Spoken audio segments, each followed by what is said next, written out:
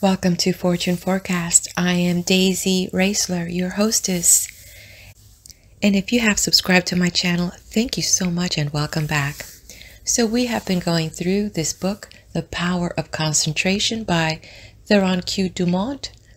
It was published in 1918 and it is in the public domain. A quick chat up about the previous chapter. My takeaway, a couple things. Number one was the reference of fear currents, and it's as some of these authors have referred to thought as a type of energy. Here, this author is referring to these feelings that could be taken up as if they were some type of current that we can't see. So these fear currents, as he referred. So I just wanted to see if you caught that as well. And how do we stop? How do we block these currents of, that are maybe lowering our energy if we do feel them? Have you ever felt like you've just got hit by a current of some type of emotion? Anyway, so the other thing that was worthy for me to remember and share with you was the idea of courage. Yes. And to ask ourselves, why not be courageous? Why not be courageous for ourselves? What is it that we can have the courage to do? And maybe your life, like mine, may seem monotonous. A lot of mundane things, the same old family, taking care of house duties, taking care of bills, blah, blah, blah, meetings to go to here and there. It just seems like what we're doing, you're trying to figure out how meaningful is this life? Yet, what about our dreams? And can we be courageous for our dreams? And in that courage, could we find meaning for our lives? I don't know. I do hope so. And I also, my last takeaway was the two worst things I think that we could get rid of here on our planet: ignorance and fear. I agree with the author. We could be so far ahead if we could eradicate ignorance and fear. How much is not achieved because we're ignorant? And yet when we find out, like, wow! And how much is not done because of fear? And then when we found out how little there was to be afraid of, we were like, wow, I can't believe I was really afraid of doing that. Anyway, what are you afraid of? And what are you willing to open your eyes to? And I don't have all the answers. What I do is invite you to come along with me with an open mind and an open heart, and let's explore together. What could be the worst? Wow, we learned something that we were ignorant about? I'm not afraid about that. Well, thank you for joining me on this journey. Let's head over to Lesson 12. Concentrate on wealth. It was never intended that man should be poor. When wealth is obtained under the proper conditions, it broadens the life. Everything has its value. Everything has a good use and a bad use. The forces of mind, like wealth, can be directed either for good or evil. A little rest will recreate forces. Too much rest degenerates into laziness and brainless, dreamy longings. If you acquire wealth unjustly from others, you are misusing your forces. But if your wealth comes through the right sources, you will be blessed. Through wealth, we can do things to uplift ourselves and humanity.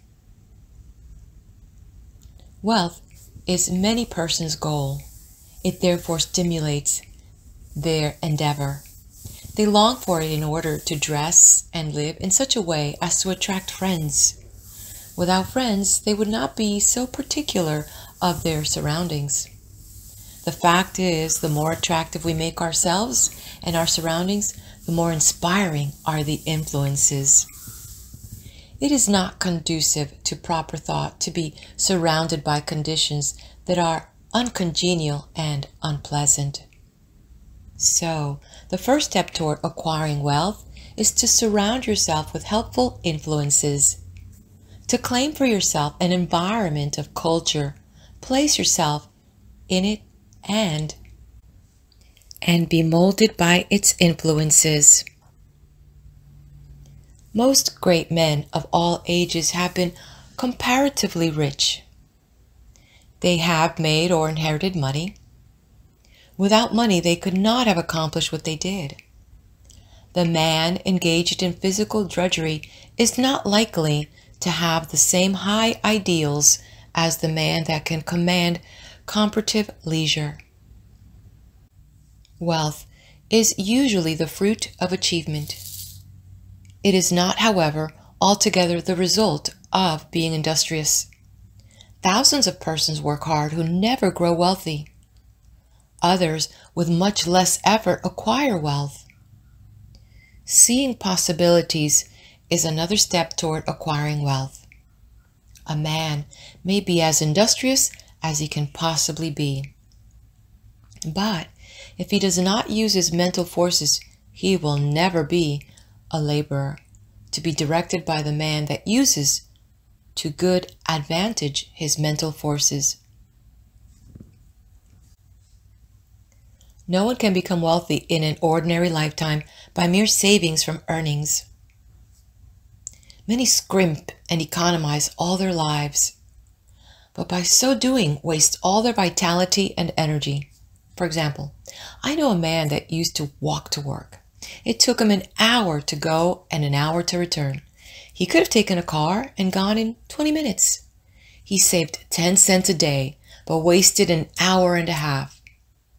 It was not a very profitable investment unless the time spent in physical exercise yielded him large returns in the way of health. The same amount of time spent in concentrated effort to overcome his unfavorable business environment might have been firmly planted in the path of prosperity. One of the big mistakes made by many persons of the present generation is that they associate with those who fail to call out or develop the best that is in them. When the social side of life is developed too exclusively, as it often is, and recreation or entertainment becomes the leading motive of a person's life, he acquires habits of extravagance instead of economy, habits of wasting his resources, physical, mental, and moral and spiritual, instead of conserving them. He is, in consequence, lacking in proper motivation.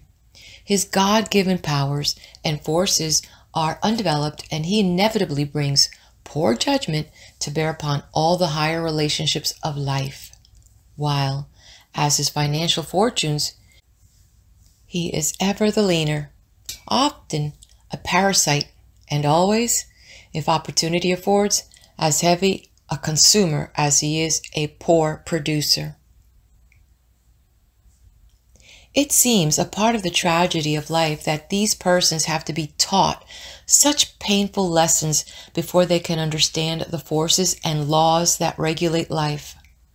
Few profit by the mistakes of others. They must experience them for themselves and then apply the knowledge so gained in reconstructing their lives. Any man that has ever amounted to anything has never done a great deal of detailed work for long periods at any given time. He needs his time to reflect. He does not do his duties today in the same way as yesterday, but as the result of deliberate and concentrated effort, constantly tries to improve his methods. The other day, I attended a lecture on prosperity. I knew the lecturer had been practically broke for 10 years. I wanted to hear what he had to say. He spoke very well. He had no doubt benefited some of his hearers, but he had not profited by his own teachings. I introduced myself and asked him if he believed in his maxims. He said he did. I asked him if they had made him prosperous. He said, "Not exactly." I asked him, why? He answered that he thought he was fated not to experience prosperity. In half an hour, I showed that man why poverty had always been his companion. He had dressed poorly. He held his lectures in poor surroundings. By his actions and beliefs, he attracted poverty. He did not realize that his thoughts and his surroundings exercised an unfavorable influence. I said, "Thoughts are moving forces, great powers. Thoughts of wealth attract wealth. Therefore, if you desire wealth, you must attract the forces that will help you to secure it. Your thoughts attract a similar kind of thoughts. If you hold thoughts of poverty, you attract poverty. If you make up your mind you are going to be wealthy, you will instill this thought into all your mental forces, and you will, at the same time, use every external condition to help you." Many persons are of the opinion that if you have money, it is easy to make more money. But this is not necessarily true. 90% of the men that start in business fail. Money will not enable one to accumulate much more, unless he is trained to seek and use good opportunities for its investment. If he inherits money, the chances are that he will lose it.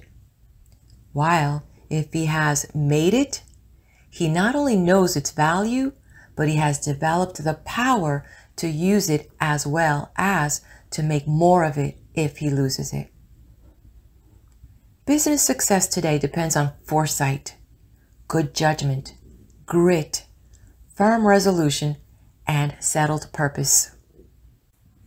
But never forget that thought is as real a force as electricity. Let your thoughts be such that you will send out as good as you receive. If you do not, you're not enriching others, and therefore deserve not to be enriched. The man that tries to get all he can from others for nothing becomes so selfish and mean that he does not even enjoy his acquisitions. We see examples of this every day. What we take from others will in turn be taken from us. All obligations have to be met fairly and squarely. We cannot reach perfection until we discharge every obligation of our lives. We all realize this, so why not willingly give a fair exchange for all that we receive? Again, I repeat that the first as well as the last step in acquiring wealth is to surround yourself with good influences, good thought, good health, good home and business environment, and successful business associates. Cultivate, by every legitimate means, the acquaintance of men of big caliber. Bring your thought vibrations in regard to business into harmony with theirs. This will make your society not only agreeable, but sought after. And when you have formed intimate friendships with clean, reputable men of wealth, entrust to them for investment your surplus earnings, however small, until you have developed the initiative and business acumen to successfully manage your own investments. By this time, you will, through associations, have found your place in life, which, if you have rightly concentrated upon and used your opportunities, will not be among men of small parts.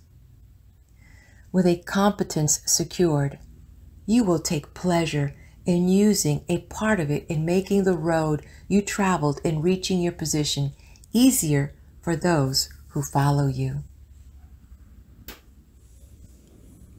There is somewhere in every brain the energy that will get you out of that rut and put you far up on the mountain of success if you can only use the energy.